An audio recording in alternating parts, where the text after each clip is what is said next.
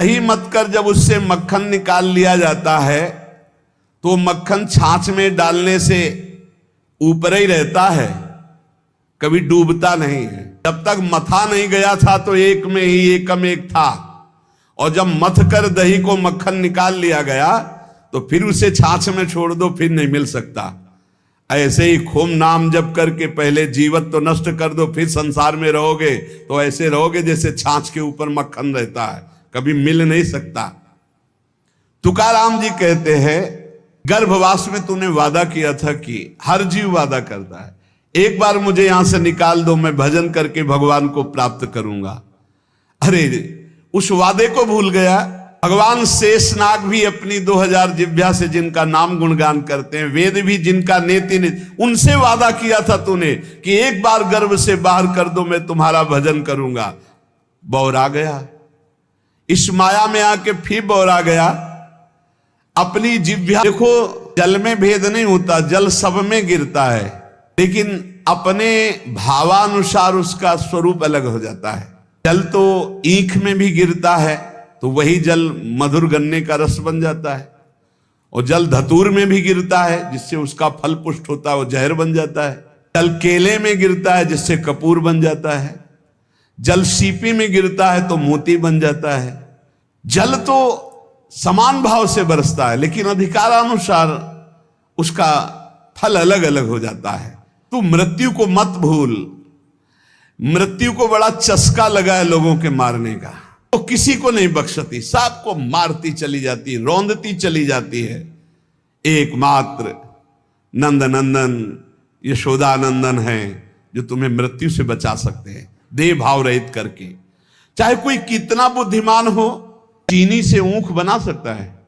इनमें कौन सा ऐसा दम है जो अंत काल में तुम्हें काल से बचा सकता है? रुपया में, पत्नी में, पुत्र में, पति में, परिवार में, धन में, किसमें ऐसा बल है जो तुम्हें मृत्यु से बचा सके?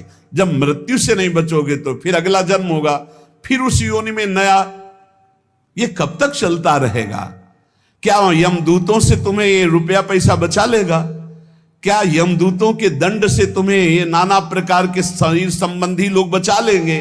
नहीं, विद्या बचा लेगी, वयस बचा लेगी, प्राणियों का रिश्ता नाता तुम्हें बचा लेगा।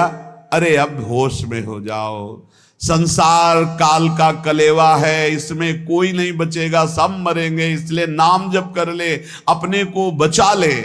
तुकाराम जी कह रहे कि बड़े बड़े देवता भी इच्छा करते कि मृत्यु लोक में मानव देह में हमारा जन्म हो जाए, तो हम ऐसा भजन करेंगे कि भगवान को प्राप्त कर लेंगे, स्वर्ग से भी ऊंची स्थिति प्राप्त कर लेंगे।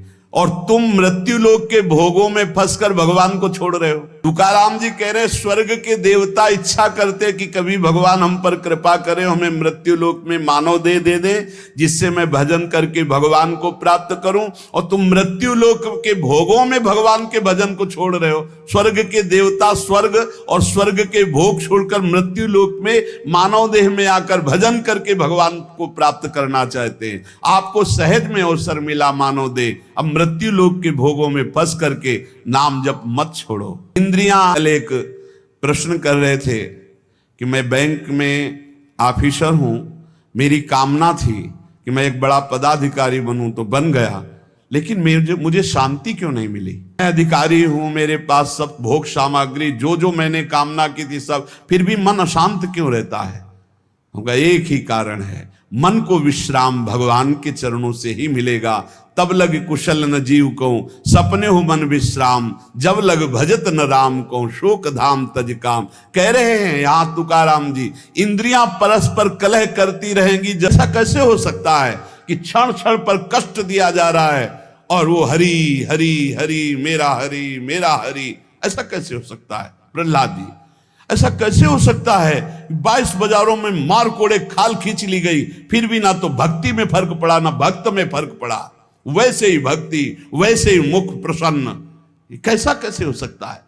ये बात जैसे प्यासे को प्यासा जानता है, भूखे को भूखा जानता है, ऐसे ही भगवान के भक्त को सिर्फ भगवान का भक्त जानता है। ऐसे ही जब भक्त प्रसन्न हो जाता है तो भक्त के हृदय में विराजमान भगवान अपने आप संतुष्ट हो जाते हैं। तो नाम जप करे और भक्तों की आराधना करे, अपनी कोई स्वतंत्र इच्छा ना रखे, अपनी इच्छा को भगवान की इच्छा में समर्पित कर दे। खाली जल को जिधर ले जाता है उधर ही जल प्रवाहित होने लगता है। हमारे जीवन बगीचा के मालिक है भगवान गुरुदेव, जिधर वो हमको ले जा रहे हैं हमको उधर ही बहते चले जाना है। ऐसे ही जब भक्त प्रसन्न हो जाता है तो भक्त के हृदय में विराजमान भगवान अपने आप संतुष्ट हो जाते हैं। तो नाम जप करे और भक्तों की आराधना करे, अपनी कोई स्वतंत्र इच्छा ना रखे, अपनी इच्छा को भगवान की इच्छा में समर्पित कर दे। खाली जल को जिधर ले जाता है उधर ही जल प्रवाहित होने लगता है। हमारे जीवन बगीचा के मालिक है भगवान गुरुदेव, जिधर वो हमको ले जा रहे हैं हमको उधर ही बहते चले जाना है। ये जगत का जो नाटक का स्वांग रचा है उस परमात्मा ने रचा है। तुम भी उसी स्वांग के एक हिस्से हो, बस स्वांग मात्र करो, सच्चाई से नहीं। तुम न किसी के सच्चे पति हो, न किसी के पुत्र हो, न किसी के पिता हो, न किसी की पत्नी हो। तुम भगवत स्वरूप हो, स्वांग मिला है, स्वांग करो। सच्चाई है कि मैं ईश्वर के नाम रूप लीला धाम में निरंतर चित्त को जोड़े। ये सच्चा नहीं है, झूठा है। ना तुम कुछ दिन के जो बने हुए पति हो, ना शाश्वत पति नहीं हो। तुम पहले नहीं थे, बाद में भी नहीं रहोगे। ये जगत का जो नाटक का स्वांग रचा है उस परमात्मा ने रचा है। तुम भी उसी स्वांग के एक हिस्से हो, बस स्वांग मात्र करो, सच्चाई से नहीं। तुम न किसी के सच्चे पति हो, न किसी के पुत्र हो, न किसी के पिता हो, न किसी की पत्नी हो। तुम भगवत स्वरूप हो, स्वांग मिला है, स्वांग करो। सच्चाई है कि मैं ईश्वर के नाम रूप लीला धाम में निरंतर चित्त को जोड़े। ये सच्चा नहीं है, झूठा है। ना तुम कुछ दिन के जो बने हुए पति हो, ना शाश्वत पति नहीं हो। तुम पहले नहीं थे, बाद में भी नहीं रहोगे। देखो तुकाराम जी की बात सुनी कि पूरा जीवन कष्ट में, यहां तक ऐसी स्थिति आई कि अन्न के बिना पत्नी मर गई, बच्चे प्राण पोषण के लिए अन्न नहीं रहा, लेकिन भक्त ने अपनी निष्ठा नहीं तोड़ी। निरंतर नाम कीर्तन, संत चरणामृत, संत चरण रज का सेवन करके ऐसी ऊंचाई पर पड़े कि आखिरी में जब तो भगवान वो कह रहे, देखो भगवान श्री हरि विमान लेकर आ रहे हैं। भगवत पार्षद आए, विमान आया, सबसे प्रणाम किया और विमान में चढ़कर तुकाराम जी भगवान के धाम को गए। भक्तों के शरीर ऐसे छूटते हैं, उनको स्मृति ही नहीं रहती कब शरीर छूट गया। और दिव्य संसार के नाशवान सुख भोगों से मन को हटाओ, लोक के भोग तुम्हें दुर्गति को प्राप्त करा देंगे। प्राप्य भजस्व माम, मुझे भजो। भगवान कह रहे मेरा स्मरण करो। बाटे या जनाचे थोर व आश्चर्य, विषय वडिम भूतले जीव। तुकाराम जी कह रहे हैं कि जीव भोगों में फंसकर समय को नष्ट कर रहा है। वो समझ रहा है बड़ा अच्छा समय व्यतीत हो रहा है, लेकिन आगे भयानक दुख आने वाला है। फिर मृत्यु होगी, फिर अन्य योनियों में जाओगे। इसलिए भजन कर लो। पैसा के बल से, भोगों के बल से, पद के बल से तुम काल से नहीं बच सकते। उन्मत्त मत हो, भजन कर लो। शुद्ध पुण्यात्मा होता है। शुद्ध पुण्यात्मा वही है जिसके मुख में मेरा नाम होता है। तुकाराम जी कह रहे, श्री भगवान कह रहे हैं मेरी जिससे प्राप्ति होती है वो शुद्ध पुण्यात्मा होता है। शुद्ध पुण्यात्मा कौन होता है? जिसके मुख में मेरा नाम होता है। जो मेरा अनन्य गति का होता है उसी को प्रेम प्राप्त होता है, और जो मेरे नाम का अनन्य हो जाता है उसे मेरी अनन्य गति प्राप्त होती है। पकड़ो, महापुरुषों के वचनों को पकड़ो। सब नाम है, सब नाम। पहला नियम, किसी भी माता बहन के प्रति काम भाव नहीं। दूसरा नियम, किसी के भी धन को किसी भी तरह से ठगाई ना करे। तीसरा, पर निंदा ना सुने, ना पर निंदा करे। चौथा, जो संतों ने भोजन निषेध किया वो नहीं करना चाहिए। मछली, अंडा और जैसे प्याज लहसुन, इनको त्याज्य। प्याज लहसुन तमोगुणी है, तमोगुणी होने के कारण इसका त्याग किया गया है। चित्त मगन होकर के जब नाम गुणगान करता है, जब वाणी कंठ अवरुद्ध होने लगता है, शरीर में रोमांच हो जाता है, आंखें अधकुली और अश्रु वर्षा होने लगती है, शरीर में आनंद की लहर तरंगायमान होकर कंपायमान शरीर को कर देती है। ऐसा जब सुख प्रकट होता है तो जीव की जीव दशा नष्ट हो जाती है और वो भगवत स्वरूप हो जाता है।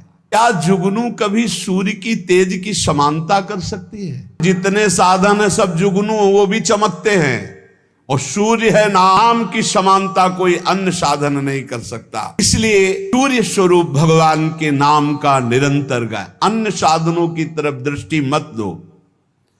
अखिल जगत महासुख से पूर्ण नजर आएगा जिस समय निरंतर नाम चलेगा। आवटी नहीं, स्वाभाविक ये स्थिति। जब नाम गुण कीर्तन करते हुए ऐसी मस्ती छाती है, आपाद मस्तक, शरीर के चरण से लेकर मस्तक तक रोमांच हो गया, आंखें अधखुली हैं, चेष्टा रहित है, आनंद जल अश्रु रूप में बरस रहा है, और ऐसी लहर आनंद की उठ रही कि शरीर कंपायमान हो रहा है। महासुख अलौकिक रस जब प्रकट होता है ऐसा, तो जीव की जीव दशा नष्ट हो जाती है और अपने स्वरूप में स्थित हो जाता है। ये बहुत बड़ा धर्म है। कोई बीमार है, कोई कष्ट में है, कोई वृद्ध शरीर है, हमें अवसर मिले तो हमें सेवा करनी चाहिए। अगर हमारे पास अर्थ है, कोई बीमार है, वो अर्थ की अव्यवस्था कारण सही औषधि नहीं उसकी हो पा रही, हमें कूद पड़ना चाहिए, हमें सहयोग करना चाहिए। धन की सार्थकता है इसी बात में कि दूसरों को हम सुख प्रदान कर सके। परोपकार सबसे बड़ा धर्म है। परहित सरिस धर्म नहीं भाई, पर पीड़ा सम नहीं अधमाई। ये बहुत बड़ा धर्म है। कोई बीमार है, कोई कष्ट में है, कोई वृद्ध शरीर है, हमें अवसर मिले तो हमें सेवा करनी चाहिए। अगर हमारे पास अर्थ है, कोई बीमार है, वो अर्थ की अव्यवस्था कारण सही औषधि नहीं उसकी हो पा रही, हमें कूद पड़ना चाहिए, हमें सहयोग करना चाहिए। धन की सार्थकता है इसी बात में कि दूसरों को हम सुख प्रदान कर सके। परोपकार सबसे बड़ा धर्म है। परहित सरिस धर्म नहीं भाई, पर पीड़ा सम नहीं अधमाई। नाम जप की रुचि और बढ़े, इसीलिए ठाकुर सेवा का सौभाग्य मिला है।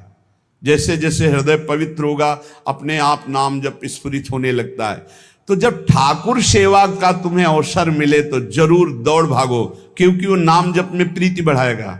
ठाकुर सेवा, श्री जी की सेवा, ये तुम्हारे भजन की वृद्धि कर देगी।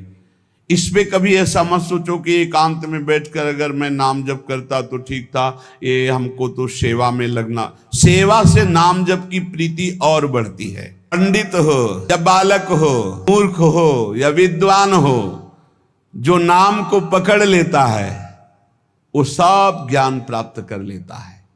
सब ज्ञान, बात पकड़ लीजिए। पहले मास्टर जैसे बालक को हाथ पकड़ करके लिखवाता है काखा गाघा, फिर एक दिन वो पूरा का पूरा शब्द पढ़ लेता है। ऐसे प्रारंभ में गुरुदेव साधन बताते हैं, बहुत ही कड़वा लगता है, लेकिन जब वो तो सब ज्ञान उसके अंदर जागृत हो जाता है, सब वैराग्य भक्ति सब अंदर जागृत हो जाता है। ये भी भक्तों को अच्छा नहीं लगा कि तुम ही अकेले थोड़ी दर्शन करते हो कि जानकी जी का, वो हमारी माता है, हमारे सर्वस्व हैं, आप ऐसा। तो एक दिन पर्दा नहीं किया, तो जे ही उमापति पंडित जी गए तो फटाक से आधा दरवाजा अपने आप बंद हो गया। सब आश्चर्यचकित हो गए, क्योंकि ऐसा कैसे। बस ये बात समझ लो, प्रभु भाव को बहुत पकड़ते हैं। भाव ही सबसे बड़ी वस्तु है। धड़ाक से दरवाजा बंद हो गया। पंडित जी ने पुजारी जी से कहा, आप कभी चूक मत करना, जानकी जी हमारी बहू हैं, हमारे शिष्य की है, इसलिए वो कभी हमारे सामने ऐसे नहीं, पर्दा करके। तो पुजारी ने और संतों ने जान लिया कि महामहिम भाव को प्राप्त महापुरुष है, सबने क्षमा मांगी। आप कृपा करके कोई ऐसा जंतुर बांध दीजिए, कोई मंत्र बता दीजिए, कोई उपाय बता दीजिए कि बादशाह सलामत हमारे बस में रहे, हमारे अधीन रहे। आपने मुस्कुरा दिया कि मैं एक जंतुर देता हूं, इससे बादशाह तुम्हारे अधीन रहेंगे, और दोहा लिख करके भुजा में बांध दिया।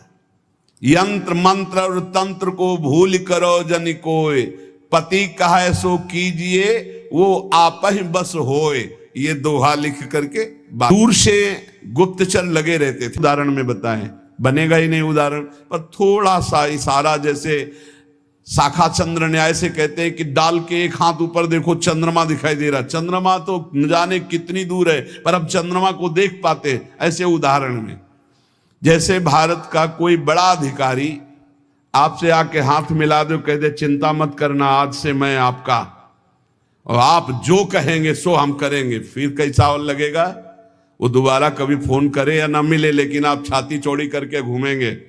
और जिस समय शरणागति आपके हृदय में पुष्ट हो जाएगी तो हम सी श्यामाजू के बल अभिमानी, टेढ़े रहे मोहन रसिया सो बोले अटपटवानी। बड़ा अद्भुत आनंद इस ठसक में रहता है कि हमारी श्यामाजू, हमारी प्यारी जू, हमारी लाडली जू। हर समय नाम जप करते रहो और अपने आराध्य देव के सानिध्य का अनुभव करते रहो। इसी जीवन में इस माया प्रपंच से हटकर परमानंद स्वरूप प्रियालाल को प्राप्त हो जाओगे।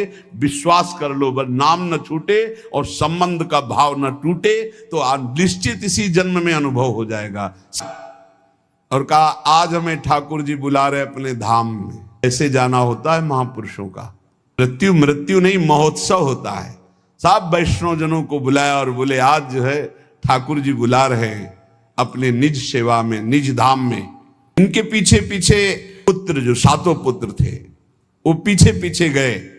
आप चल करके जतिपुर आए, अपने निज कंठ की माला चतुर्थ पुत्र श्री गोकुलनाथ जी के गले में डाल दी और कहा सब वापस हो जाओ, मेरे लिए तो आप एकमात्र ही सहारा हैं। अब आप चाहे नाराज रहो चाहे प्रसन्न रहो, तीनों को मारो या तारो, अब आपके सिवा कोई नहीं। आपको हमारा भार वहन करना ही पड़ेगा नाथ, को हमारा पोषण करना ही पड़ेगा जबरदस्ती, आपको अंगीकार करना ही पड़ेगा, क्योंकि आपके सिवा हमारा कोई नहीं है। वो अमनिया माला लेके आए 10 और कहा लो पहनाओ। तो जो राम जी के गले में डालते टूट के गिर जाती है, लक्ष्मण जी के गले में डालते टूट के गिर जाती है। 10 माला पहना दी, वो सब टूट के गिर गई। सब संत और वैष्णव खड़े देख बोले देखा ये भला अमनिया पहन सकते हैं जब मैं इनका गुरु हूं। वशिष्ठ भाव से वो रहते। फिर उन्होंने माला मंगवाई और सामने माला पहनी और जे ही दी कि लो पहनाओ, वो माला टूटी रही, वो माला धारण हो गई। हम प्रभु को अपना स्वामी मानते हैं, हम प्रभु को अपना सखा मानते हैं, हम प्रभु को अपना प्रीतम मानते हैं। ये भाव तब तक साधन भाव माना जाएगा जब तक प्रभु आपका भाव स्वीकार नहीं कर लेते। निहाल तभी उपासक होता है जब वो आके कह देते तू मेरी, जो भाव किया, तू मेरा सखा, तू मेरी दासी, तू मेरी सहचरी, जब वो स्वीकार कर लेते हैं तब मोहर लग गई, पक्का हो गया। एक ये सिद्धांत। और दूसरा, जब गुरु स्वीकार कर लेते हैं, हमें पता क्या कि तुम्हें भूख लग रही, तुम क्यों साथ, बोले बाबा मैं नहीं रह पाऊंगा आपके। ये जरा प्यार देखो ठाकुर जी का, कह रहे बाबा मैं नहीं रह पाऊंगा। ऐसे ही श्रीनाथ जी गोसाई जी से कह रहे कि एक गेरुआ वस्त्र हमको भी मंगा दो, अगर आप सन्यास लोगे तो हम भी सन्यास ले लेंगे। गोसाई जी आपके बिना हम नहीं रह सकते। गोसाई जी ने गले से लगा लिया, तो कहा गले से लगा लिया तो मेरी बात मानो, अब तुम्हें सन्यास नहीं लेना। बोले जैसी आपकी आज्ञा। बोले नौका समीप ले गई, उतर कर चरणों में बंधन किया। विठलनाथ गोस्वामी जी को देखकर उसे पक्का लगा कि ये जो आशीर्वाद दे देंगे तो पक्का। तो उन्होंने कहा कि आपसे मैं एक ही आशीर्वाद चाहती हूं कि मेरे बादशाह मेरे अनुकूल रहें। हर पत्नी यही चाहती है। आप कृपा करके कोई ऐसा जंतुर बांध दीजिए, कोई मंत्र बता दीजिए, कोई उपाय बता दीजिए कि बादशाह सलामत हमारे बस में रहे, हमारे अधीन रहे। आपने मुस्कुरा दिया कि मैं एक जंतुर देता हूं। अकबर क्यों कृपालु था, क्यों श्रद्धा करता था विठलनाथ जी गोस्वामी के ऊपर। एक बार यमुना जी में स्तोत्र का गायन का कंचन वर्ण तेज चमकता हुआ विठलनाथ गोस्वामी जी का, तो अभी स्नान करके यमुना जी की आराधना कर रहे थे, तो उधर नौका में जल विहार करते हुए इसकी बादशाह की कोई हिंदू बेगम होगी, तो वो दूर से देखा कि तेजस्वी तो भगवान के समान है। तोड़ दिया जंतु और उसे कहा खोला जाए, खोला गया। और जब ये दोहा पढ़ा कि यंत्र मंत्र और तंत्र को भूल करो जनि कोय, कोई उपाय मत करो ये यंत्र तंत्र मंत्र जंतर वाला, पति की आज्ञा में रहो, इसी से पति अधीन हो जाएगा। जब ये दोहा पढ़ा कि पति की आज्ञा का पालन रूप परम बल है जो पति को अधीन कर लेता है, बहुत प्रसन्न हुआ और कहा इसी समय मुझे विट्ठलनाथ गोस्वामी के चरण, वो रोज गुप्त रूप से समय निकालते। यद्यपि श्री कृष्णदास जी ने उनको भी मना कर दिया था, पर वो जाते और गोसाई जी को श्री लालजू का बीड़ा प्रसाद देते। बीड़ा प्रसाद आंखों से ऐसे रख करके खूब रुदन करते। ये बहुत बड़ा अपराध है, बहुत बड़ा अपराध। गोसाई जी ठाकुर जी के लिए अपने कर कमल से एक फूलों का हार बनाते और कहते पहना देना जाके, और रोज एक श्लोक दैन्यता का लिखते और कहते ठाकुर जी को सुना देना जाके। तो भोग में एक तिनका देखा, बहुत दुख हुआ कि मेरे सुकुमार लाडले ठाकुर और उनके भोग में इतनी असावधानी बनाने वाले तिनका। बहुत सावधान रहना चाहिए ठाकुर जी का जब भोग बनाए तो बोलचाल में भी सावधानी रखे, कहीं थूक की छिट्टी ना चली जाए मुख में, ऐसा होता है। तो अगर कभी बात करनी हो तो रसोई से ऐसे करके बात करे, वैसे तो बात कम ही करे, मौन धारण करके बनाए, क्योंकि अगर हम पद जोर जोर से गाएंगे या बात करेंगे तो हमारे मुख से थूक की छिट्टी ठाकुर जी के भोग सामग्री जो बन रही है उसमें गिरना हो सकता है। कितनी सावधानी महापुरुषों के चरित्र से हमें प्राप्त होती, तो इष्ट की स्वीकृति अपने आप हो जाती है। इष्ट और गुरु में भेद नहीं होता, गुरु गोविंद ने भेद कराई। जब गुरुदेव स्वीकार कर दिए कि तू प्रियाजू का, तो गुरुदेव ने जो कह दिया वो प्रियाजू भी नहीं काट सकती है। इसलिए हमें अपने भाव संबंध में दृढ़ रहना चाहिए और भाव के द्वारा ही हमारा व्यवहार होना चाहिए। जैसा हमारा इष्ट से व्यवहार है ठीक वैसा ही भाव हमारा होना चाहिए, जैसा भाव है वैसा इष्ट से व्यवहार होना चाहिए। महाप्रयाण का समय आया तो विट्ठलनाथ गोस्वामी जी ने सातों पुत्रों को बुलाया और अलग अलग ठाकुर जी प्रदान किए। 7 पुत्र श्री गिरधर जी, श्री गोविंद जी, श्री बालकृष्ण जी, श्री गोकुलनाथ जी, श्री रघुनाथ जी, श्री यदुनाथ जी और श्री घनश्याम जी। ये 7 पुत्र श्री विट्ठलनाथ गोस्वामी जी के थे। सातों को अलग अलग ठाकुर सेवा प्रदान की, क्योंकि महापुरुष थे उमापति जी। पर वैष्णव जन संत जनों को अच्छा नहीं लगा कि भगवान को अपनी पहनी माला पहनाते हैं। सब वैष्णव जन खिलाफ हो गए और कहा ऐसा नहीं हो सकता, भगवान केवल तुम्हारे नहीं कि तुम आकर अपनी प्रसादी माला भगवान को पहनाते हो। तो उन्होंने कहा यदि आप लोग ऐसा कहते हो तो हमारी बात सुन लीजिए। गुरु के सामने शिष्य कभी अमनिया माला पहन ही नहीं सकता, वो हमारे शिष्य हैं, इसलिए हम तुम्हारी इन बातों को नहीं मानते भावुकता की। लेकिन कल से आप ठाकुर जी को अपनी प्रसादी माला नहीं पहनाएंगे। वो अमनिया माला लेके आए 10। मैं परम धाम जा रहा हूं और गुफा में प्रवेश करने लगे तो सबसे बड़े पुत्र गिरधर जी ने आपका वस्त्र पकड़ लिया, तो केवल वस्त्र ही हाथ में रहा और आप अंतर्ध्यान हो गए, सदैव भगवान के धाम को गए श्री विट्ठलनाथ गोस्वामी जी। फिर आकाशवाणी हुई कि मेरा जो वस्त्र तुमने पकड़ा इसी से मुझे अंतिम संस्कार जो होते हैं वो अंतिम उत्तर क्रिया इसी से संपन्न करो, और जैसा हमने आदेश दिया वैसा। इस समय गोस्वामी जी श्री लालजू को श्लोक भेजते थे, वो बाद में श्लोक संग्रहित कर करके लिखते थे। यद दैन्य त्वत्कृपा हेतुर न तदस्ति ममाण्व कृपाम कुरु राधेश। इनका को देख करके बहुत दुखी हुए और कहा कि आज हम हैं, तब हमारे ठाकुर जी के भोग में तिनका निकला और कल हमारा शरीर छूट जाएगा तो तुम लोग कैसे हमारे ठाकुर जी की सेवा करोगे। तो मैं आज ही संन्यास धारण करूंगा और विचरण करूंगा, जैसा मनावे वैसा करो। आप इतना कहे तो सब लोग बहुत दुखी हो गए। सबने अनुनय विनय की कि एक बार अपराध क्षमा कर दो, ठाकुर जी के भोग में कभी त्रुटि नहीं होगी।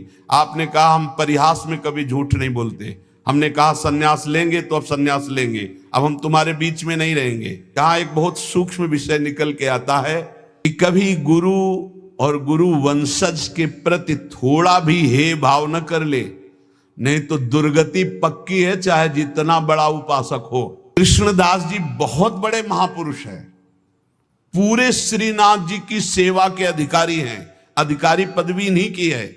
किसी सेवा पद्धति को लेकर कृष्णदास जी से श्री विट्ठलनाथ गोस्वामी जी ने, तो कृष्णदास जी असंतुष्ट हो गए। कभी ऐसा नहीं होना चाहिए। एक दिन ठाकुर जी ने संदेश में कहा कि गोसाई जी से कह दो मेघ तो समय पर बरसेगा, तुम दुखी क्यों हो रहे हो? मेघ तो समय आने पर बरसेगा, तुम दुखी क्यों हो रहे हो? विट्ठलनाथ जी के सामने जब जाकर रामदास जी ने कहा मेघ तो समय पे बरसेगा, आप दुखी क्यों हो रहे हो? लालन ने ऐसा कहा है। तो विट्ठलनाथ जी ने कहा कि मेघ तो समय पे बरसेगा, पर चातक अपनी टेक पुकार क्यों छोड़ेगा? चातक तो रटता ही रहेगा। बहुत सावधान।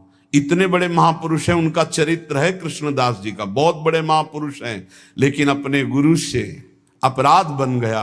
गुरुवंश गुरु स्वरूप ही है, अपराध बन गया तो प्रेत योनि को, पैर फिसल गया, कुएं में गिरे और उनके प्रेत योनि को प्राप्त हुए।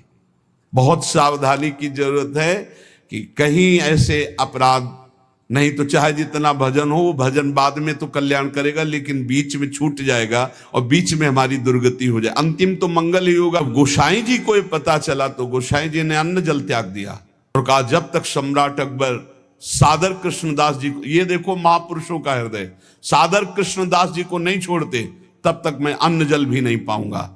जब बादशाह अकबर को ये पता चला कि गोसाई जी ने अन्न जल त्याग दिया तो सादर कृष्णदास जी को पुनः छोड़ दिया।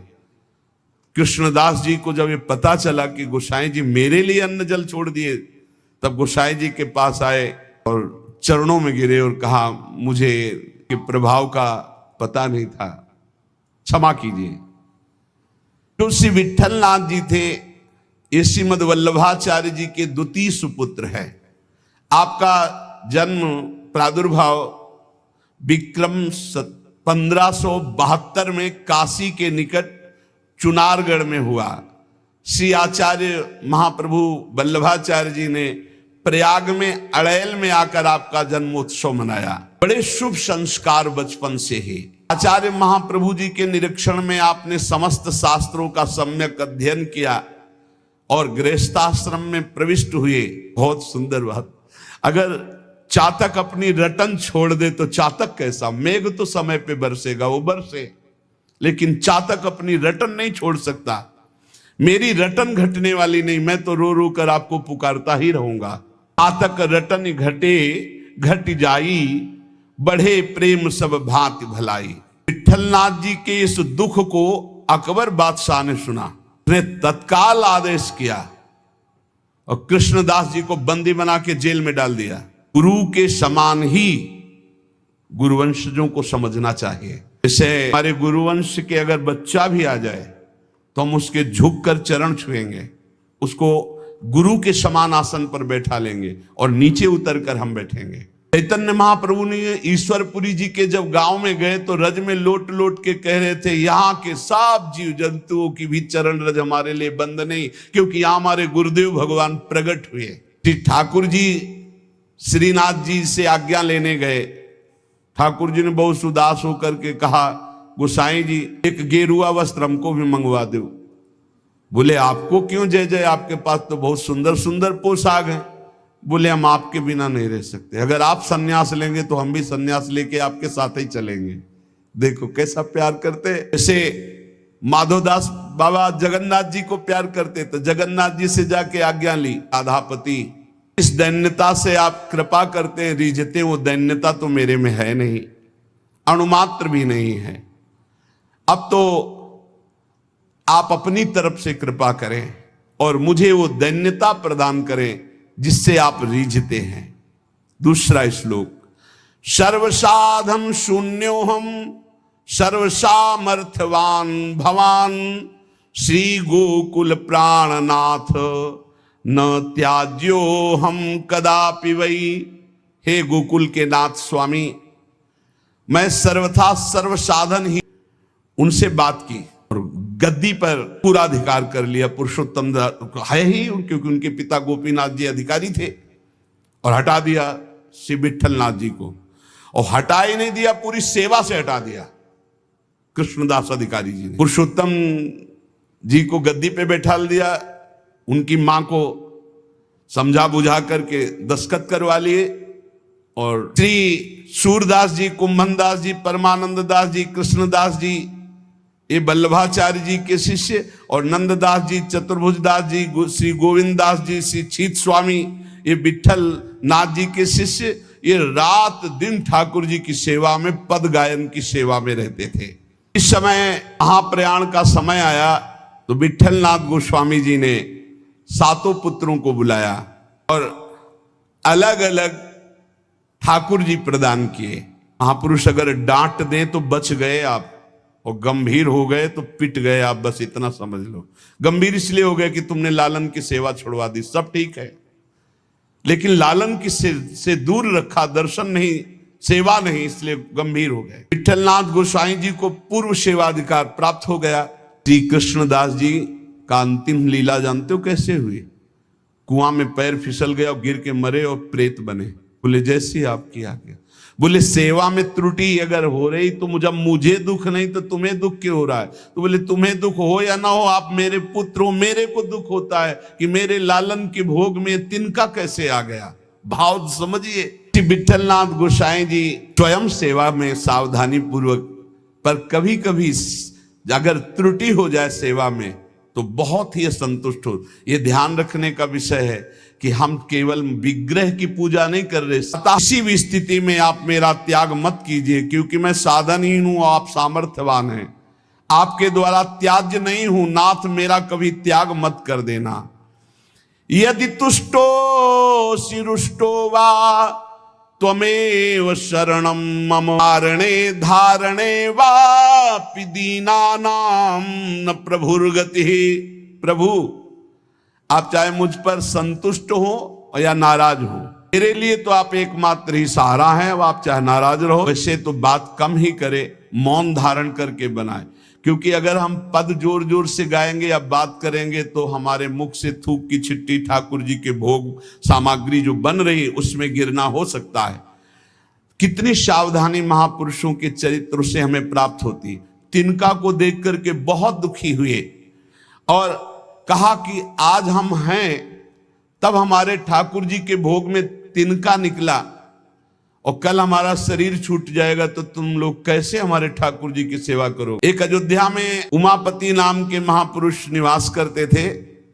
ये बहुत शास्त्रों के ज्ञाता और भजनानंदी महापुरुष थे। तो इनको अपने में भाव आता था कि मैं गुरु हूं राम लक्ष्मण भरत शत्रुघ्न का, ये मेरे पुत्र और शिष्य के समान है।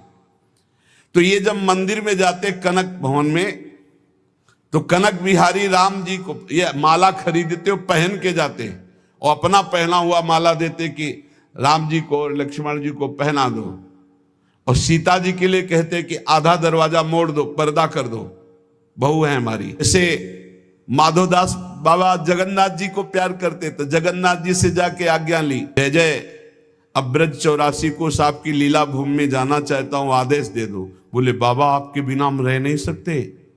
बोले नहीं जय जय, हमारे पास इतनी भोग सामग्री नहीं कि मैं रास्ते में आपको भोग लगाऊं, आपको नहीं ले जा पाऊंगा, पर हम जाएंगे ब्रज 84 को दर्शन करने आपकी लीला भूमि के। ठाकुर जी चुप हो गए, उनके आगे बस कहां। अब वो सुबह प्रातः कालीन चले। गोसाई जी को सब अधिकार छिन जाने का कष्ट तो नहीं हुआ, पर सेवा छूट जाने का बहुत कष्ट हुआ। महापुरुषों के हृदय में किसी भी तरह का यदि कष्ट हो गया तो उसे फिर भगवान बर्दाश्त नहीं करते। तो बहुत क्लेश हुआ।